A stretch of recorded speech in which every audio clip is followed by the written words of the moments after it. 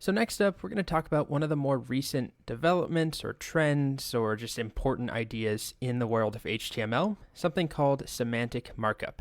So this is something we'll expand upon in the next few videos. It's nothing crazy or hopefully not very difficult to understand. This visualization here is a huge waste of my time. I don't know why I made it. It's a C-man with a tick. Semantic. Yep. You can tell I sometimes struggle just making these slides alone and then recording these videos alone and editing them alone. I'm all alone, so I entertain myself with horrible slides. I regret it. So here we go. Semantic markup. The term semantic itself, independent of code or HTML, just means something relating to meaning. So semantic markup is meaningful markup, or markup that relates or pertains to the meaning of the content of that element.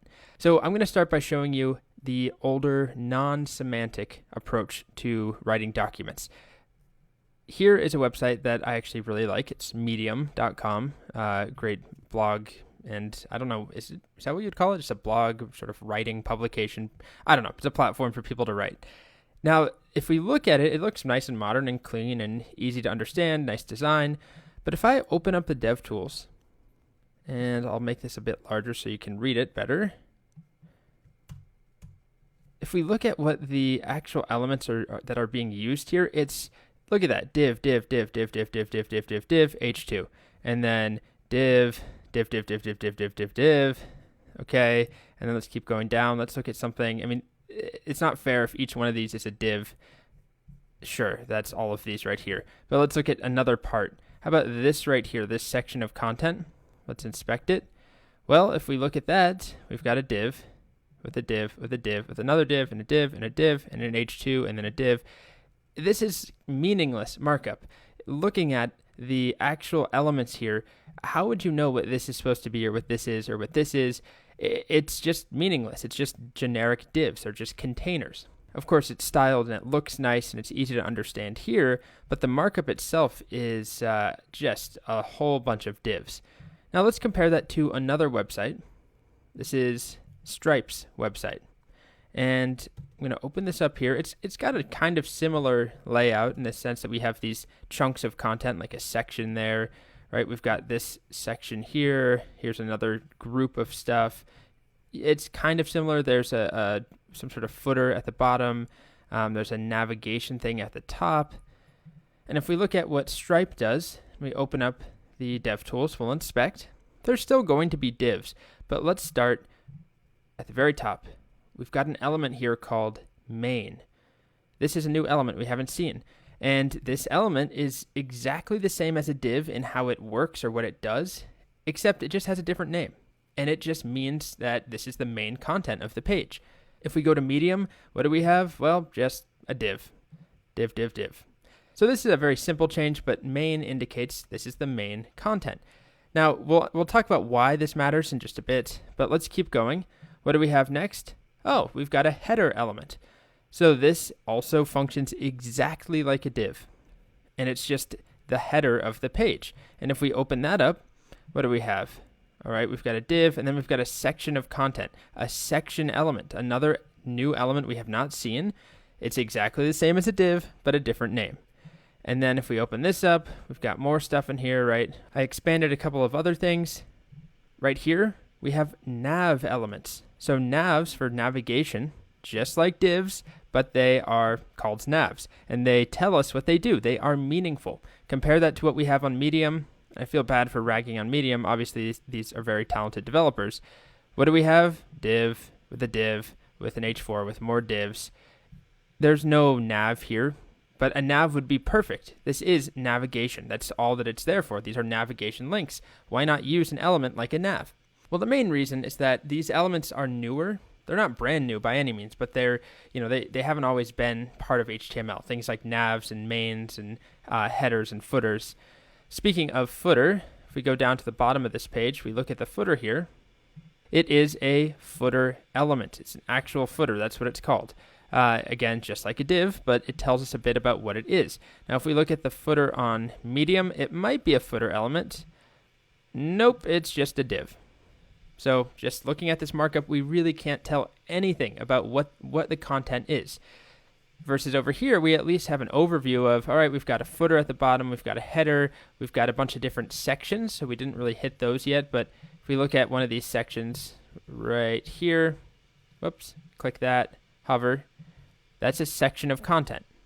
Scroll down, we've got another section right there. So instead of just using a generic div, a section makes sense. It's a grouping of content, it's a section of the page. So there are a bunch of these elements that I'm just going to cover pretty quickly because honestly there's nothing to them except for their different names. Header, footer, nav, section, article, main, they all behave just like divs except they have some meaning. So now the question is why? Why does it matter?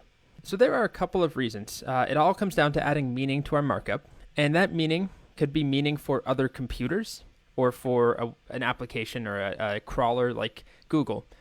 If Google is writing code that's going to come across all of our markup, or let's say it comes across this markup here for Medium, it's very difficult for that code to quickly figure out, all right, what's navigation content?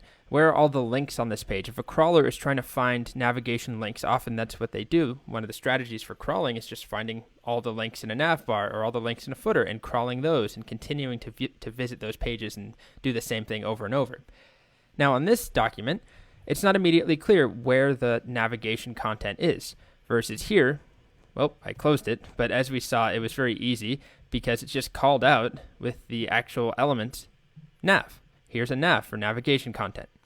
So that's a simple example. The same thing goes for categorizing other pieces of your markup. There are semantic elements for things like even times and dates. There are elements. There's a time element. Code can understand what that is very easily. Instead of if you just had a generic span or a paragraph or something, it doesn't have any meaning. It doesn't explain anything about what it contains. So that's one reason, making your code more crawlable, more friendly to other applications or to other code. The second reason has to do with accessibility and making your code more accessible to people using screen readers, to people who cannot see the rendered content or may not be able to fully see it or might elect to use a screen reader. Those screen readers can look for things like a nav element or a header or a footer or an article, a main, a section. It can use those as hooks. They act as sort of signposts, which is really important because if you're reading this content, that's what a screen reader looks at or is reading out loud, it's just all of this stuff here. How is it going to know where the navigation links are? How will it know where the footer is? So if you're using a screen reader and you want to quickly go to the sign in or you want to go to the about page or you want to go to the careers page, if you're using a screen reader, you would hopefully be able to ask for the footer or the header, or you'd be able to quickly navigate there. And if you use these semantic elements, it makes that far easier. And I'll actually demonstrate that. It's a little bonus video in this section. And then the third reason that's important is that it just makes your own code, your markup, more navigable for yourself and for other developers. If I'm scrolling through this and I need to figure out, I need to update, the nav links, it's not immediately clear where to do that. Or if I need to update the footer, I've got to open up all these divs and try and figure it out. Versus here, if I need to update the footer, it's pretty obvious. I just look for the footer element, and there we go. So that one's not as important, but it is worth considering. So adding meaning into our markup is the idea behind writing semantic markup. There are a whole subset of elements in HTML which don't do anything that you couldn't do before. So they don't add new features or any new visual, I don't know. There's nothing new about them except that they add meaning to the markup. You use an article or a section or a main instead of div, div, div. So we'll play around with some of these elements up next.